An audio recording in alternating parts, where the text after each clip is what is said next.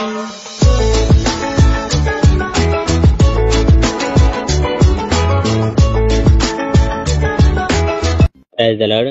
అయిన యేసుక్రీస్తు వారు ఈరోజు మనకు అందిస్తున్నటువంటి వాగ్దానం 2వ రాజులు 18వ అధ్యాయం 7వ వచనం. యెహోవా అతనికి తోడుగా ఉండెను. హిజ్కియా యూదాలో తన పరిపాలన ప్రారంభించుట. ఆహాజు కుమారుడైన హిజ్కియా యూదా రాజుగా ఉండెను.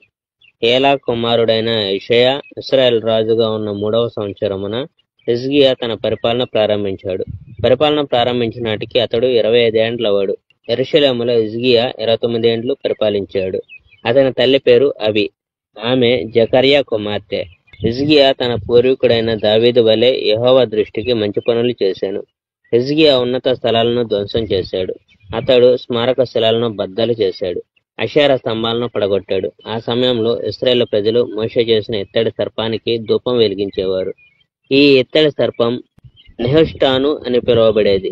హిజ్కియా ఈ ఇత్తడి సర్పాన్ని ముక్కలు చేశాడు. ఎందుకనగా ప్రజలు ఆ కంచు సర్పాన్ని పూజిస్తున్నారు కనుక. హిజ్కియా ఇశ్రాయేలు దేవుడైన యెహోవాను విశ్వసించాడు. యూదాలోని రాజులందరిలో అతనికి పూర్వం గాని తరువాత గాని హిజ్కియా వంటి వ్యక్తి లేడు. యెహోవా పట్ల హిజ్కియా అతి విధేయుడు. యెహోవాను అనుసరించడం అతను మానలేదు. మోషేకు యెహోవా ఇచ్చిన ఆజ్ఞలను అతడు పాటించాడు. యెహోవా హిజ్కియా పక్షంగా ఉన్నాడు.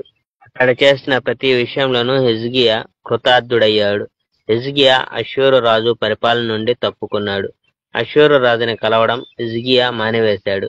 హిజ్కియా గాజాకి వెళ్లే దారి అంతటను ఆ చుట్టుపక్కల ప్రదేశంలో గల ఫిలిప్తీలందరినీ ఓడించాడు. ఒక చిన్న పట్టణం మొదలుకొని పెద్ద నగరం దాకా గల అన్ని ఫిలిప్తీల నగరాలను అతడు ఓడించాడు. Praise the Lord. May God bless our India.